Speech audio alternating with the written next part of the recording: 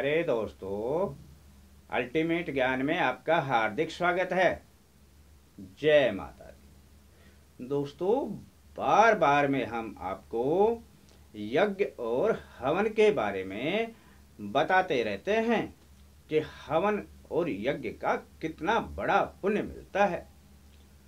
दोस्तों, आप हमसे कई बार पूछते हैं कि इस यज्ञ को हम आपको प्रैक्टिकल करके दिखाएं। तो हमने भी सोचा कि आज आपको हम यज्ञ की नहीं, एक महायज्ञ की बात करेंगे और जिसको हम जुबानी ही प्रैक्टिकल के रूप में ही करके दिखाएंगे। दोस्तों, इस महायज्ञ में डाली गई आपकी एक आहुति ही सबसे बड़े पुण्य का काम करती है। तो क्या है दोस्तों यह महायज्ञ और इसमें कैसे डालेंगे आप अपनी आहुति? दोस्तों, अब हम आपको विस्तार से बताते हैं। शत्रु का नाम सुनते ही लोगों की नींद उड़ जाया करती है दोस्तों, और यदि शत्रु आपसे प्रबल हो तब तो आपका दिन और रात का चैन ही खत्म हो जाता है। यही स्थिति आज हमारे और आपके सम्मुख प्रस्तुत हो रही है, दिखाई दे रही है। हम बात कर रहे हैं अपनी भारत माँ की। दोस्तों, भारत माँ के ऊपर आज जिन शत्रुओं की नजर है वो शत्रु कमजोर भी है तो दूसरा शत्रु शक्तिशाली भी। जब तक पाकिस्तान हमारा शत्रु रहा हम किसी भी बात की अनदेखी करते रहे, परंतु दोस्तों एक ऐसा शत्रु अब पैदा हो गया है जो हमारे से प्रबल है। तब दोस्तों भारत माँ कैसे सुरक्षित रह सकती है? दोस्तों, हमारी सीमाओं पर जब हमारे प्रहरी, हमारे नौजवान सिपाही चाक चौबंद होकर दिन रात चौकसी करते रहते हैं, तब आप और हम सो पाते हैं चैन की नींद।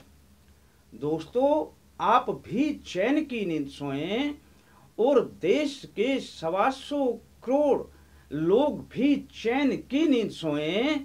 इसमें लगाएं आप अपनी यह आहुति।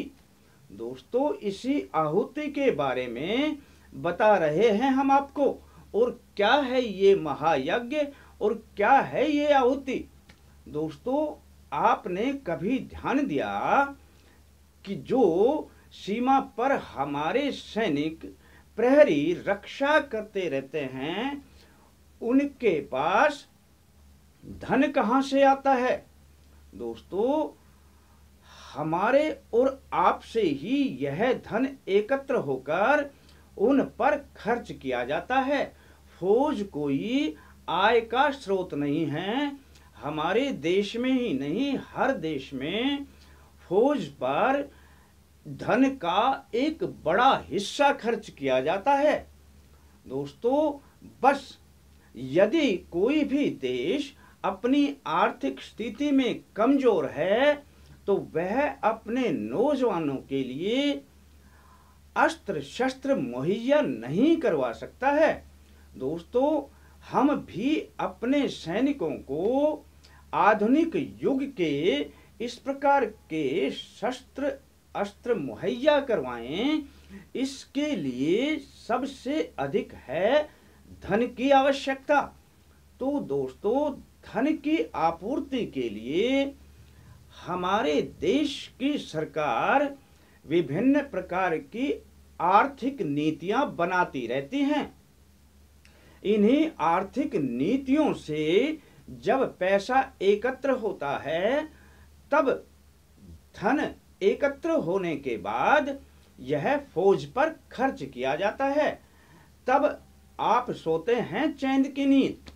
दोस्तों बस आज इस प्रकार की संकट की घड़ी आ गई है कि शत्रु बार बार ललकारता है।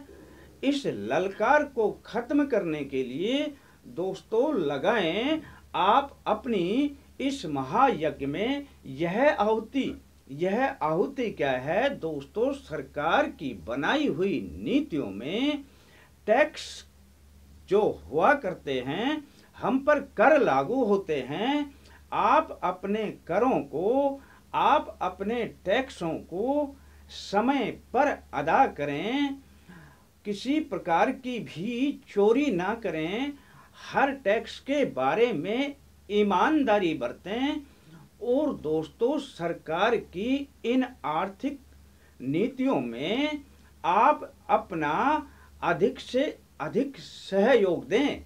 दोस्तों इस प्रकार करने से जो धन एकत्र होगा तो हमारी भारत माँ सशक्त रूप से रह सकेगी और हम पूरे विश्व में अपने आप को सभी के सामने इस प्रकार प्रस्तुत करेंगे कि हम किसी से कमजोर नहीं हैं।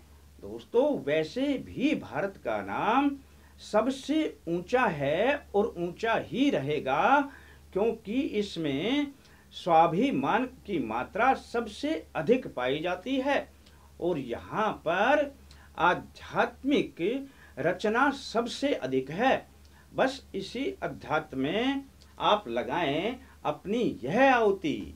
दोस्तों कैसा लगता है आपको अपना यह प्रोग्राम? यदि आपको पसंद आता है तो आप इसे सब्सक्राइब करना ना भूलें।